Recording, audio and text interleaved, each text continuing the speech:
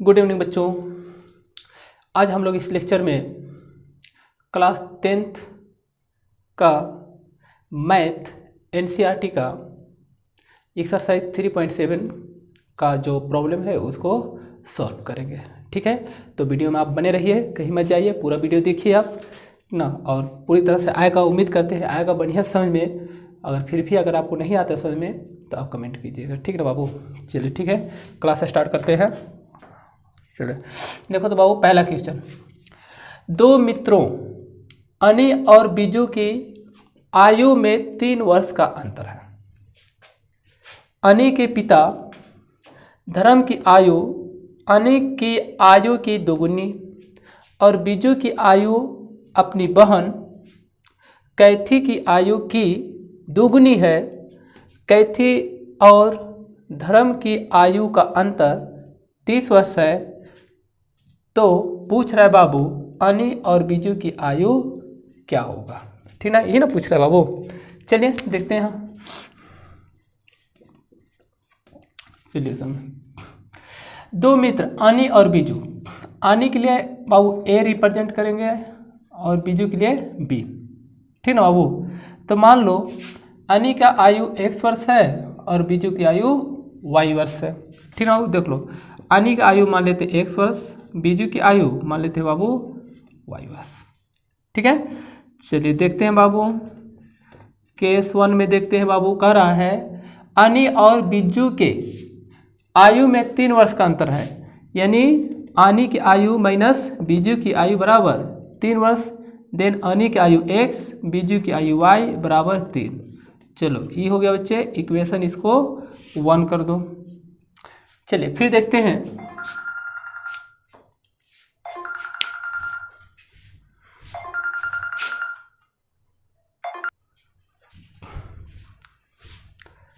चलो देखते हैं बाबू।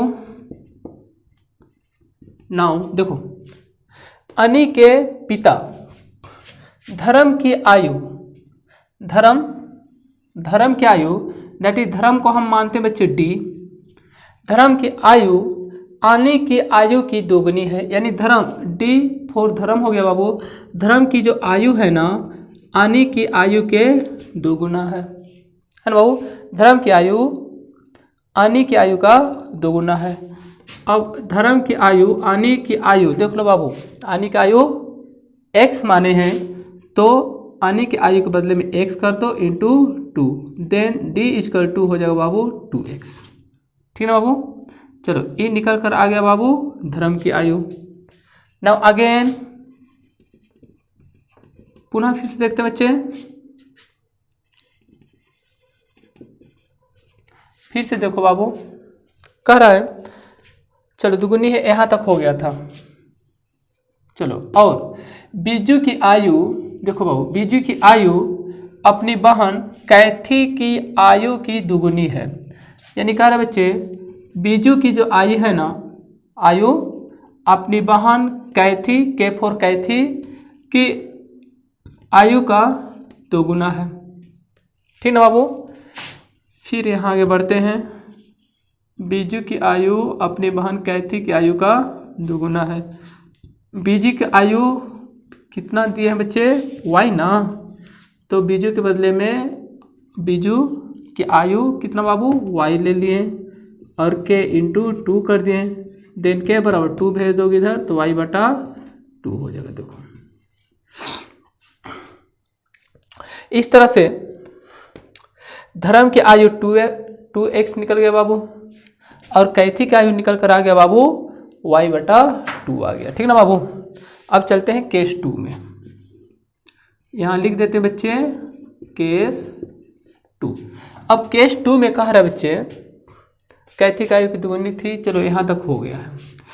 कैथी और धर्म की आयु का अंतर 30 वर्ष है, तो कैथी और धर्म की आयु का अंतर पूछ रहा है। ये तो नहीं कह रहा है कि किस में से किस, माने किसका आयु को किस में से घटाना है। ठीक है, तो धर्म की आयु में से हम कैथी की आयु को घटा देते हैं तो होगा भाई वो कितना 30 वर्ष का, यानी इन दोनों को, यानी धर्म और कैथी के आयु का अंतर 30 वर्ष है, तो d माइनस के इक्वल टू 30। d मीन्स धर्म की आयु, देखो बाबू हम लोग यहाँ निकाले हैं ना, तो ये हो जाएगा बच्चे 2x माइनस कैथी की आयु हो जाएगा बाबू y/2 इक्वल टू में 30 हो गया। चलो इसका एलसीएम ले लेते हैं, तो ये हो जाएगा 4x माइनस वाई बट्टे में 2 इक्वल टू में 30। देन हो जाएगा बाबू 4x minus y equal to 2 को मल्टीपल करेंगे तो ये हो जाएगा बाबू 60। इक्वेशन में सेकेंड हो गया। ठीक है, अब दोनों समीकरण से आप x और y का मान निकाल लोगे आराम से, ठीक ना। x का मान निकाल लेना, y का मान निकाल लेना, वही क्या होगा बाबू उसका आंसर हो जाएगा। ठीक ना बच्चे, चलो वही उसका आंसर हो जाएगा। ऐसे देख लो, निकालते हैं जरा, देखते हैं। यहाँ लिखेंगे बाबू समीकरण 1 और 2 से। एक में देखो बच्चे x minus y equal to में 3, दूसरा है बाबू 4x minus y equal to 60। Equation 1 equation में 2। चल देखो तो ये माइनस हो जाएगा, ठीक ना बाबू, माइनस हो जाएगा और यहाँ प्लस हो गया, यहाँ पर माइनस हो गया। ठीक ना बच्चे, घटा दिए हैं, ये कैंसिल हो गया। माइनस में 3x इक्वल टू माइनस में 57 हो गया, तो माइनस में प्लस हो जाएगा। देन x बराबर 19,53, यानी x बराबर हो जाएगा बाबू 19 वर्ष। ठीक है, और x किसका माने थे बाबू? अनी का था ना बाबू। x जो था वह अनी का आयु था बाबू, तो हम लिखेंगे अनी की आयु x मीन्स 19 वर्ष हो जाएगा। और बिज्जू की जो आयु था x minus y equal to 3, यानी 3 वर्ष का अंतर था ना बाबू, तो 3 वर्ष घटा दे इसमें से, तो 16 वर्ष निकल कर आ जाएगा। ठीक ना बाबू, चलो देखते हैं नेक्स्ट क्वेश्चन।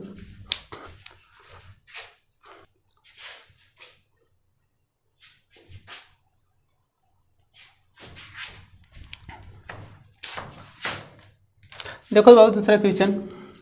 एक मित्र दूसरे मित्र से कहता है, पहला मित्र दूसरे मित्र से बोलता है कि यदि मुझे 100 दे दो, मैंने दूसरे मित्र से कहता है, तो मैं आपसे 2 गुना धनी बन जाऊंगा। फिर दूसरा उत्तर देता है, यदि आप मुझे 10 दे दे तो मैं आपसे 6 गुना धनी बन जाऊंगा। ठीक ना बाबू, अब इन दोनों के पास कितनी संपत्ति है पता ही नहीं है, ठीक ना। तो मान लेते बच्चे पहला व्यक्ति जो है ना उसके पास x संपत्ति है और दूसरा व्यक्ति है ना उसके पास y संपत्ति। आप लिख लेना यहाँ पर, ठीक ना, आप शॉर्ट में बना रहे हैं। ठीक है, तो चलो आ जाते हैं केस 1 में। कर बच्चे पहला मांगता है दूसरा से कितना रुपया बाबू? 100 रुपया। ठीक है, तो पहला वाला के पास पहले से कितना है? 100 रुपया है।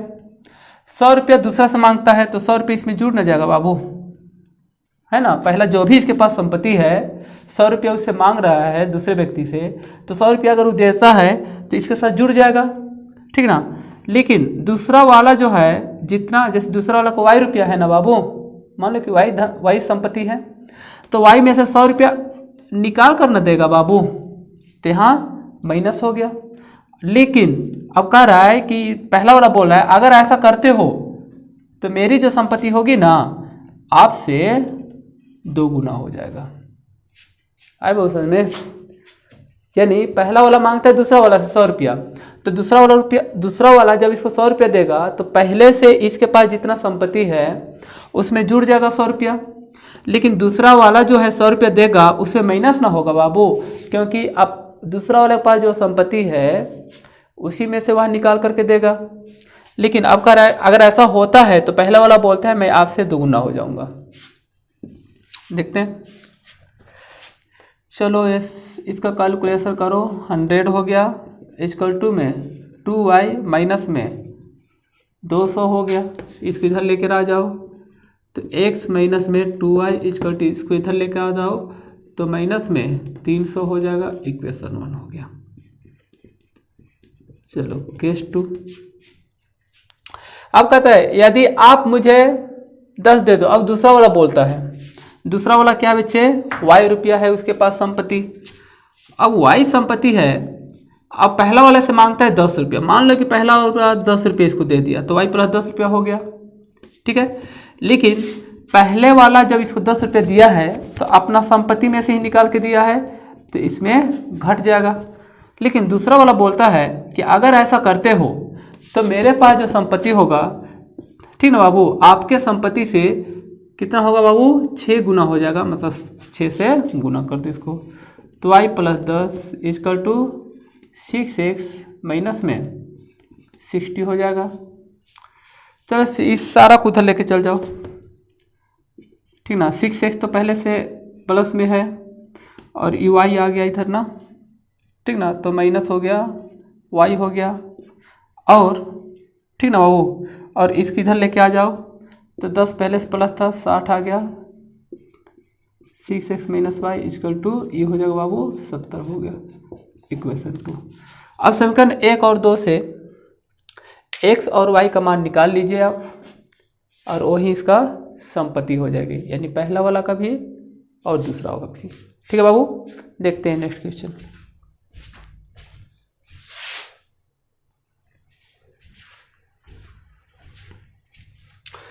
देखो बाबू क्वेश्चन, एक रेलगाड़ी कोई दूरी समान चाल से तय करती है। यदि रेलगाड़ी 10 किलोमीटर प्रति घंटे अधिक तेज चली होती तो उसे नियत समय से 2 घंटे कम लगते, और यदि रेलगाड़ी 10 किलोमीटर प्रति घंटे धीमी चली होती तो उसे नियत समय से 3 घंटे अधिक लगते। तो रेलगाड़ी द्वारा तय की गई दूरी पूछ रहा है, ठीक ना बाबू।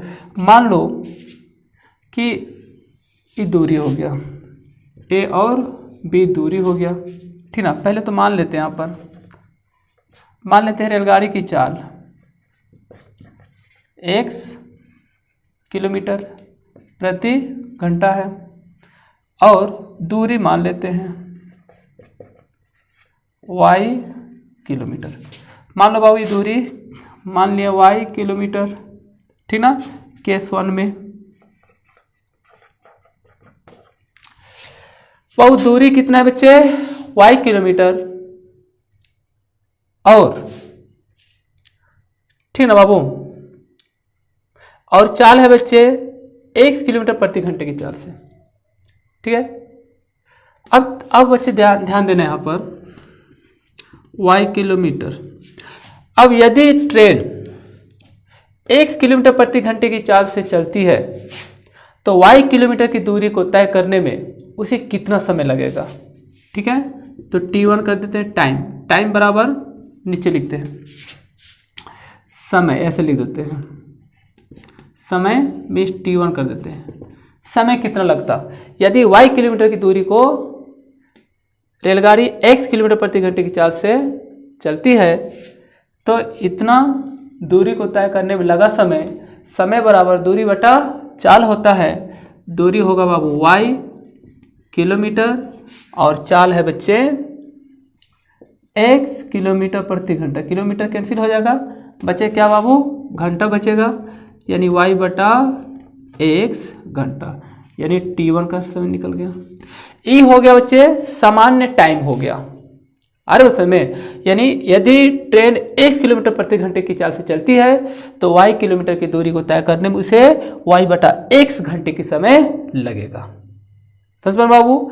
अब देखो, अब कंडीशन डाल रहा है क्या कि केस 1 में कह रहा है, मैंने पहला केस में जो कह रहा है, यदि रेलगाड़ी 10 किलोमीटर अधिक तेज चली होती तो पहले चल रहा था x किलोमीटर प्रति घंटे की चाल से। अब ट्रेन जो है बाबू, ठीक ना, अब ट्रेन जो है यहां 1 कर देते हैं, ट्रेन जो है 10 किलोमीटर प्रति घंटा अधिक चली होती, यानी x प्लस 10 अधिक चली होती, इतना किलोमीटर प्रति घंटा तेज चलती, ठीक ना बाबू। तो तेज चलती, देन ये तो किलोमीटर प्रति घंटा है ना बाबू, तो यहाँ भी तो चाल ही होना चाहिए, ठीक ना बाबू। तो यहाँ जो होता बच्चे चली होती तो उसे नियत समय से 2 घंटा समय कम लेता। नियत समय से देखो, ये जो टाइम है ना बच्चे, इस समय से 2 घंटा समय कम लगता, यानी कम लगता है तो y/x माइनस 2 घंटा का समय उसको लगता।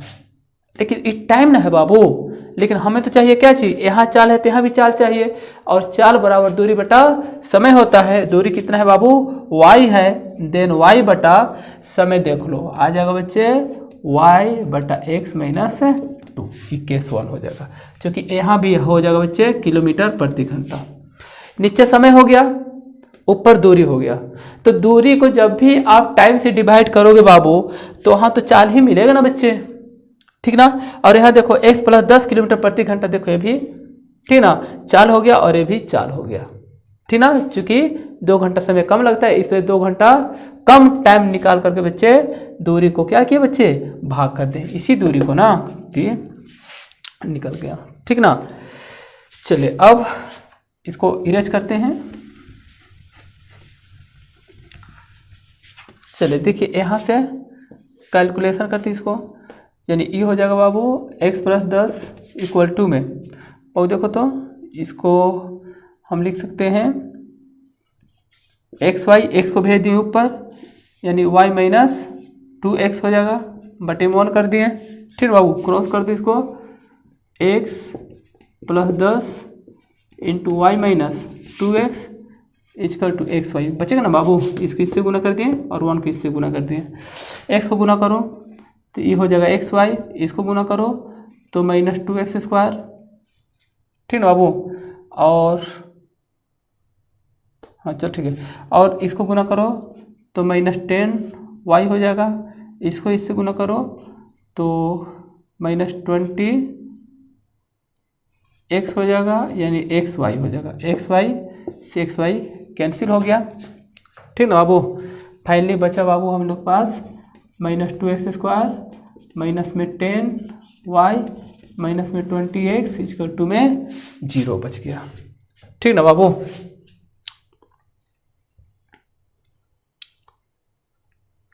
चलो ठीक है, अब यहाँ से बाबू x को एक साथ लेकर इधर वन साइड कर देते हैं, ठीक ना।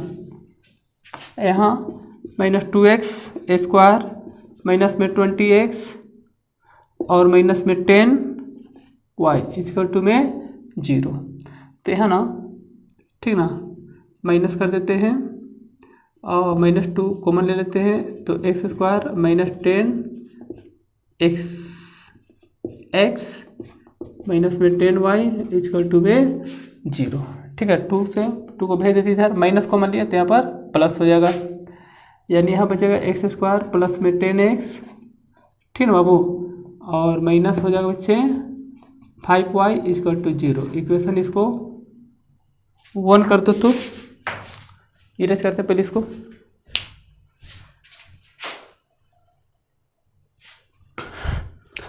चलो दूसरा केस देखो बाबू।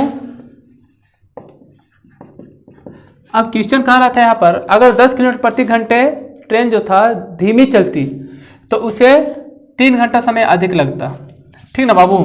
तो केस 2 में देखो धीमी चलती मीन्स x माइनस 10, तो y बटा 3 घंटा समय अधिक लगता, ठीक ना बाबू। तो y बटा x प्लस में 3, चलो ये हो जाता, एक रिलेशन बनता है यहाँ से। और फिर इसको कैलकुलेट करो, 10 इसको भेज देते ऊपर x चल जाएगा, देन xy और ये हो जाएगा बाबू y प्लस में 3x हो जाएगा, ठीक ना बाबू।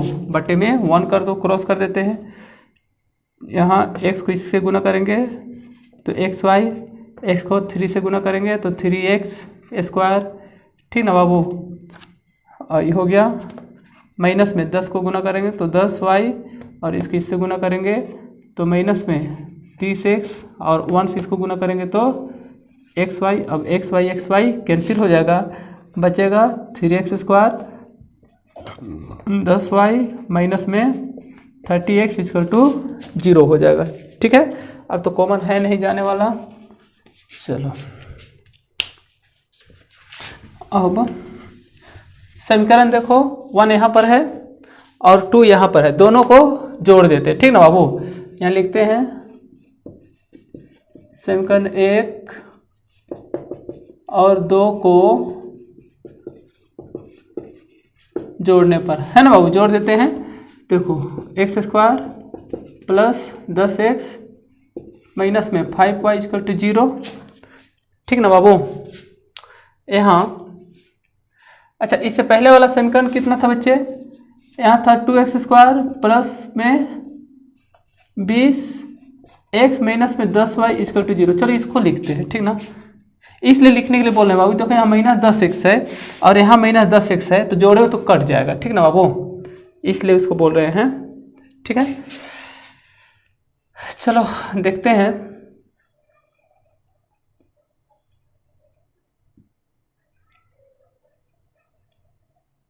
यहाँ 2 कर देते हैं और यहाँ पर 20 कर देते हैं और यहाँ पर 10 कर देते हैं, ठीक है। और यहाँ देखो 3x स्क्वायर माइनस में 10y माइनस में 3x इक्वल टू में 3 0 है, 0 हो जाएगा, ठीक ना बाबू। यहाँ पर माइनस 10y था, ठीक है। पहले वाला समीकरण को ही रखे हैं, मतलब पहले वाला लाइन को रखे हैं, ठीक ना बाबू। प्लस में 10 दूना 20x, चलो ठीक है। देखो अब ना जोड़ने पर ना करके दोनों समीकरण 1 और 2 से, ठीक है, देखो घटा देते हैं। यहाँ प्लस हो जाएगा माइनस हो जाएगा, ठीक ना बाबू। देखो माइनस प्लस कैंसिल हो गया और ये बचेगा बाबू माइनस एक्स स्क्वायर, और यहाँ बचा बच्चे माइनस 10x इक्वल टू 0 हो गया। अब माइनस x का कॉमन ले लेते हैं बाबू, ठीक ना, सॉरी यहाँ प्लस हो जाएगा, ठीक ना, यहाँ प्लस हो जाएगा। देखो ई वाली और ई वाली देख लो बाबू, यहाँ देखो 20x है और यहाँ माइनस है, माइनस नहीं हो गया, प्लस हो गया ना, ठीक है। तो प्लस प्लस 50 हो जाएगा ना, सॉरी 50 हो गया, ठीक है। x कॉमन ले लेते हैं, तो x माइनस 50 इक्वल टू में 0, तो ये एक तो होगा x बराबर इफ माइनस एक्स बराबर 0 एक निकल जाएगा, ठीक ना। और तथा देखो x minus 50 equal to 0 then x बराबर 50, चलो ये निकल कर आ गया यहाँ से, ठीक है बाबू। अब x का वैल्यू समीकरण 1 या 2 में कहीं भी पुट करो बाबू तो y का वैल्यू निकल जाएगा, ठीक है बाबू। ठीक है, इतना रहने देते हैं बाबू, फिर हम लोग मिलते हैं नेक्स्ट वीडियो में हम लोग मिलेंगे फिर से, ठीक है ना बाबू, इसलिए कि वीडियो कुछ लंबा जा रहा है। ओके ठीक है बाबू, वीडियो अच्छा लगा होगा बाबू। हर बार हम कहते हैं बच्चे लास्ट में कि आप सब्सक्राइब जरूर कर दीजिएगा, ठीक ना बाबू। Okay, thank you.